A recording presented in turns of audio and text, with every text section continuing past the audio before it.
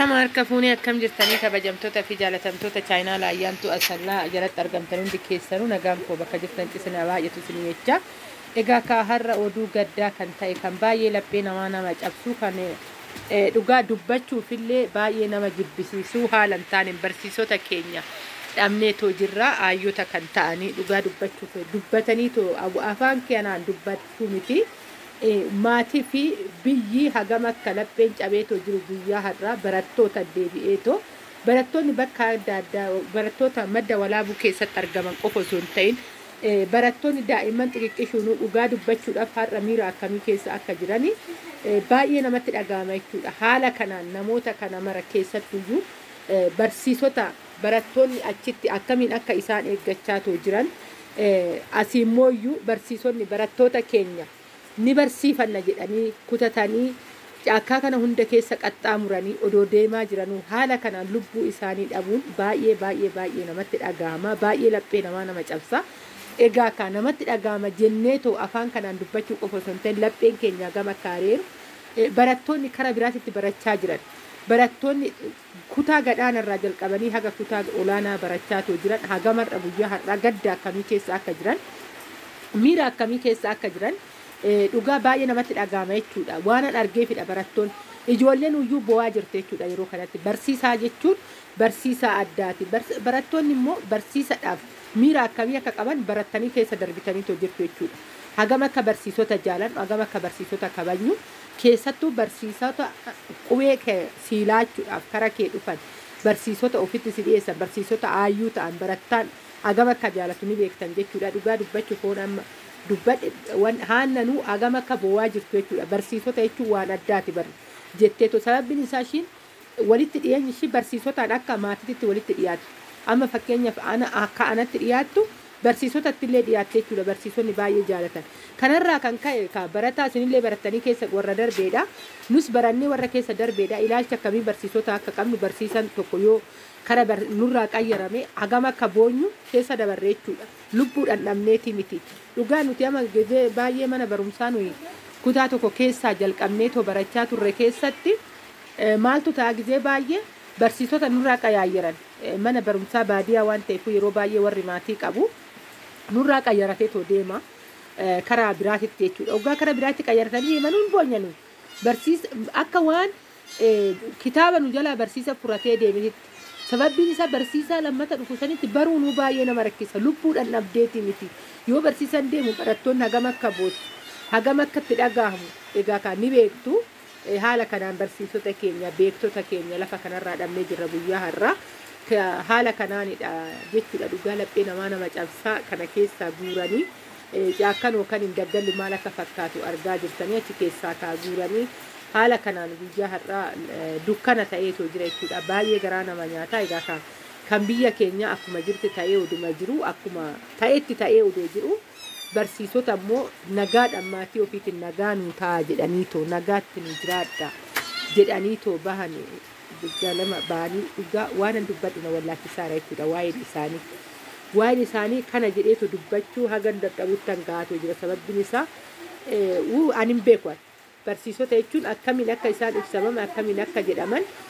baay'ee nama wanni jedha jechuudha. Dhugaa bichaa hin beeku. Rabbiin uummata biyyaa kanaatu hundaafuu jajjabina maatii isaatiin barattootaaf keessattuu yuunivarsiitii madda walaabuu barsiisonni kun dhugaa ani nama hojjisaa yookaan ganama fa'aa ergamanii fi nan bu'aa dhugaa qallisheetu man taa'itoo bu'aa waa'ee barsiisota kana dhugaa yaadadha. Sababbiin isaa bakka ka'umsa saniitti barsiisota haga kanaas erginee jirra jedhanii yuunivarsiitiin sun immoo barsiisonni haga kanaanuu dhufan mana barumsaa kanatti jedhanii yoo karaatti kana argan kana caalaa kan nama dhukkubu jiru. Dhugaa ani gara kootiin baay'ee natti dhaga'ame beektota kana mara barsiisota kana mara haala kanaan sibiilli isaan dhugaa nyaatetoo jedhu kana caalaa kan nama dhukkubsoomtu hin jiru. Waan dhugaa hunduma keenyaafuu jajjabina nu haa kennu jedhaa waan biraa waan hin dubbadhullee hin qabu baay'ee namatti dhaga'ama baay'ee nama dhukkubsa. Wanni godhan hin jiru kan biyya keenyaa baay'ee wannuma hundaanuyyuu abaasaa ta'aatoo deemaa jira. Dhugaa haala kanaan namni akka baalatitti arraaggafameetoo hurufa keessatti baalitti uffifameetoo waggaa jiru kana caalaa kan nama dhukkubu hin jira jedheetoo yaadu lugaa waan hin jedhu wallaale waan hin dubbadhullee nama wallaalchisa haala kanaan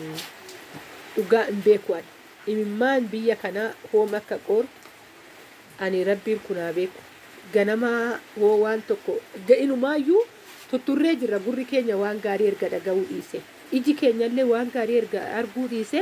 bubbullee jirra tutturree too jira baay'ee nama dhukkubsaani maal akka ta'e hin beeku ani kan bara kanaa keessattuyyuu dhugaa ani karaan kun koo dubbatan yookaan intarviyuu waggaa godhan yeroo amma dhageessanii jirtan kan sooshaal miidiyaa irratti aga televiziyoonii OBN irraa jalqabee too jechuudha wanti isaan dabarsaa too jiranii yeroo baay'ee balaan tiraafikaa naannoo sanitti ni uumama jedhamee too dubbatameera egaa ka erga uumame jalqabee too odoo tarkaanfii irratti fudhatanii naannoo sanirratti karaa utubbaatiin karaa ijaarsa yookaan sibiilatiin akka hallayyaatti gadi hin banne wanta baay'een godhamuu ni danda'ama. Kana maraa kaa egaa ka biyya keenya keessatti dhugaa waa'een mirga namummaa homaa hin jiru jechuu ni dandeenya walumaa galatti yoo rabbi si jiraachise hin jiraattaa yoo rabbi immoo hin jiraattu jedhee hin duutaa jechuudha haala kanaadha biyyi keenya kan keessa jirtu argaa jirtu maal akka taatoo jiru duuti namaa homaa waa'ee baasuu bakka dhabdeedha jechuudha kan nu irra jirru ani hin beekan rabbiin garuu hundumaafuu danda'aadhalleedha bara kanallee bara boo'ichaa bara gadadoo kanallee gaariitti nu jijjiire jiraachuu dandeenya harka waaqaa jira ka wanti hunduu malee wanta hookaniin seerri biyya kana keessatti raatee bakka tokko amma karuma kana har'a wanta akkanaa kun uumame ejjennoo akkamii irratti fudhatamaa borummoyyuu karaan kun ilma namaa hafeef boru dhaloota hafeef immooyyuu maaltu of eeggannoo godhama kan jedhu wannuma eeggatamu tokko iyyuu qabu jechuudha biyya keenya keessatti homaa waan waa'ee baasuu dhabeedha biyya kana keessatti bakka ani hin beeku ani kana jedhee toonnimu namni gara jabinni namaa akka daangaa darbee too deemaa jira namni baay'ee maaliif akka ta'e hin beeku kara kamitti akka jijjiiramaa jiru hin beeku egaa kan rabbiin namummaa keenya keessaa nun baasinidha ani kanani ammallee waaqa koo kadhadhu waa'ee namummaa dagachaa deemaa jirraa jechuudha amma yeroo kana keessa numaayyuu ani hin beeku ani dhugaa wanta hin dubbadhuu fi waan hin jedhu na wallaalchise gaddi kana baay'ee tokko laphee koo na cabse wanti biyya keenya keessatti ta'u baay'eedha wanta baay'eetu ta'a wanta baay'ee kana keessatti immooyyuu kan barsiisotaa kun baay'ee na dhukkubse dhugaa sababbiin isaa waanuma tokko miti dhaloota keenya barsiifachuu deemna jedhanii itti gammadaniitidha manaa kan ba'an jechuudha barattoonni illee achitti immooyyuu barsiisonni keenya nuu dhufan jedhaniiti daftara ofii saaqanii ani hin beeku ani maal jedhee akka inni soonnani waa'ee kanaa dubbadhe dhugaa baay'ee tokko natti dhaga'ama jechuudha dhugaa wanni illee ni jira as keessa roobni illee hin jira sagalee kootii fi baay'ee tokko dhiifama isiniin jedha qulqullina sagalee qabaachuu ergaa baate anillee miira gaarii keessa hin jiru dhugaa dubbachuu fi waan hin jedhuu fi waan hin dubbadhu wallaale akkasuma immoo roobni baay'ee roobaa jira jechuudha yeroo kana egaa biyya keenya immoo rooban nu kiisee jira roobumaan nu kiise kana cubbuu keenyallee rabbiin nurraa dhiqeetoo waan gaarii toggaa nu jijjiire kaa'isumatu iyyuu harkaa qaba amma kan argaa jirtan kun ummataadha jechuudha baalli kan irratti ciiseeru kan argaa jirtan kun ummata akkanatti dhumatee dhaabee argaa jirtanii aayyuu beekaa egaa baay'ee nama dhukkuba ani maal akka jedhamu maatii isaatii fi Opa beekumsa keenya sooruu sammuu keessanii kan nu eeggataa turtan hawwiin daree keessanii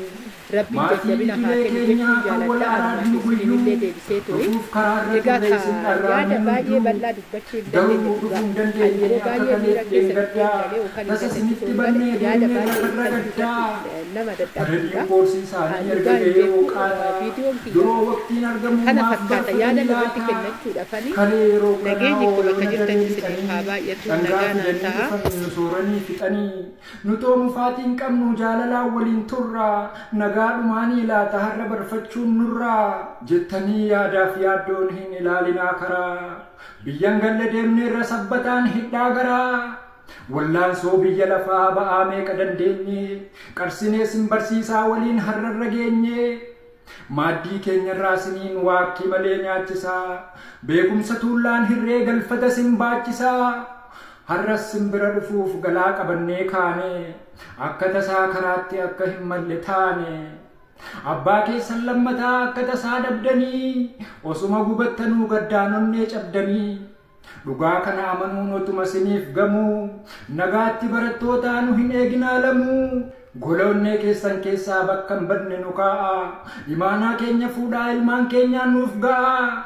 Isiniif ibsuuf jooraa gubannee rakka shaamaa. Maatiif biyya keenyatti nagaa keenya nuuf dhaama.